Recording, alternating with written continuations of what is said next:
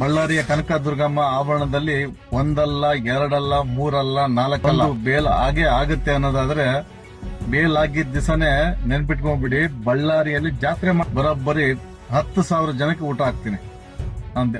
ಬಳ್ಳಾರಿ ಕನಕದುರ್ಗಮ್ಮನಲ್ಲಿ ಪ್ರಾರ್ಥನೆ ಮಾಡ್ಕೊಂಡಿದ್ದೀನಿ. ಬಳ್ಳಾರಿ ದುರ್ಗಮ್ಮನ ಆಶೀರ್ವಾದದಿಂದ ಅಪ್ಪಿ ತಪ್ಪಿ ಒಳ್ಳೆ ಗಳಿಗೆ ಇರ್ತೀನಿ. ಈಗ ತಾನೇ ಆಂಜನೇಯ ಸ್ವಾಮಿ ಗುಡಿಗೆ ಹೋಗಿ ಬಂದಿದ್ದೀನಿ, ಪ್ರಾರ್ಥನೆ ಸಹ ಮಾಡಿದ್ದೀನಿ. 4ನೇ ತಾರೀಕು ಬೇಲ್ ಇದೆ ಬಾಸ್ಗೆ. ಸುಮಾರು ಜನ ಹೇಳ್ತಾ ಇದಾರೆ 4ನೇ ತಾರೀಕು ಬೇಲ್ ವಿಚಾರಣೆ ಆದ್ಮೇಲೆ 10ನೇ ತಾರೀಕು ಹೊರಗಡೆ ಬರ್ಬೇಕು ಅಂತಿದ್ದಾರೆ. ಅಪ್ಪಿ ತಪ್ಪಿ ಏನಾದ್ರು ಬಂದ್ರೆ ಆಚೆ ಬರ್ಲಿ ಅಂತ.